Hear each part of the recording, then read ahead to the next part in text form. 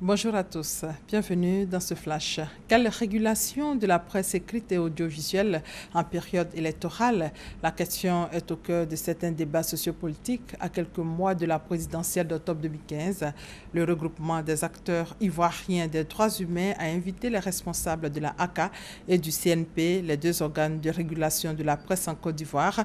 L'objectif est d'expliquer leur rôle au cours de cette période électorale qui pointe à l'horizon. Nous y reviendrons. Et justement, pour une élection apaisée, crédible et ouverte à tous, la plateforme de la société civile initie une journée en faveur de la paix et de la non-violence. Alors, tenue d'une rencontre au cours de laquelle des candidats à la présidentielle ont été invités à signer une charte de bonne conduite pour un scrutin apaisé en octobre prochain. S'agissant de ce scrutin, Pascal Affi-N'Guessan a déposé sa candidature hier à la CEI, la commission électorale indépendante. Sur place, le président du FPI a appelé les Ivoiriens à se mobiliser pour le 25 octobre. Aujourd'hui, Essia Mara fera acte de candidature et Charles Konan Banny également. Et en Guinée, à moins de 2 mois de la présidentielle du 11 octobre, pouvoir et opposition se sont enfin entendus sur les conditions d'un scrutin apaisé. Reste à mettre en œuvre un accord attendu depuis de longs mois. Ici, en Côte d'Ivoire, 5 nouveaux transformateurs destinés à la ville d'Abidjan, transformateurs réceptionnés par Côte d'Ivoire Énergie, la société d'État en charge d'assurer le suivi de la gestion des mouvements d'énergie électrique ainsi que la maîtrise des travaux électriques revenant à l'État. Objectif, améliorer la fourniture d'énergie électrique dans plusieurs communes, nous dit Adama Kone. Le projet 14 transformateurs entre dans sa phase opérationnelle. 5 transformateurs ont été débarqués au port d'Abidjan cette semaine avant d'être acheminés vers des postes sources. Nécessité, renforcer les transformateurs en limite de capacité en solutionnant les problèmes de surcharge et de perturbation de fourniture lors des travaux de maintenance. Le projet 14 transformateurs s'élève à 6 137 millions de francs CFA. 14 transfos vont bénéficier à l'ensemble du territoire, en particulier les 5 d'Abidjan, 2 à Abia Sud, ce sera pour les communes de Koumansi, de Makori, de Port-Boué. Les 3 de Yopougon vont bénéficier à la commune de Yopougon et à Tekoubé.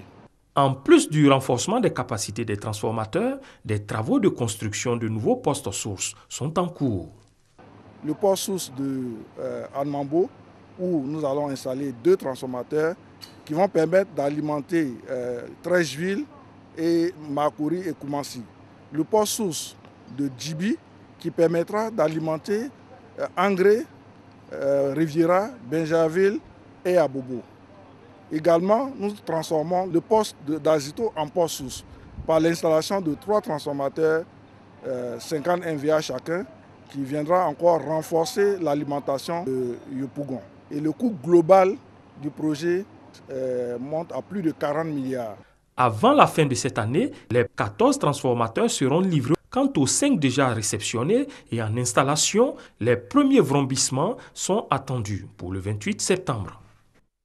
Hors de nos frontières, en Centrafrique, 3 casques bleus congolais de la MINUSCA seraient impliqués dans 3 nouveaux cas de viol. Informé, le ministre congolais de la Justice a promis jeudi d'engager des poursuites à leur encontre, mais l'armée congolaise refuse de croire à la culpabilité de ces éléments présents sur le territoire centrafricain. Nouvel obstacle sur la voie de la résolution diplomatique du terrible conflit au Soudan du Sud.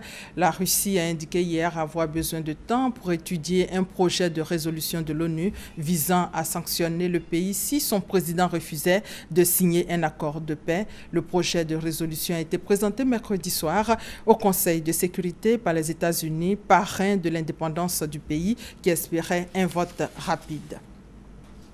Au Sénégal, la Cour suprême a confirmé jeudi par arrêt la condamnation en masse de l'ancien ministre sénégalais Karim Wade à 6 ans de prison pour enrichissement illicite après avoir ses pouvoirs en cassation, un verdict qualifié de politique par ses partisans.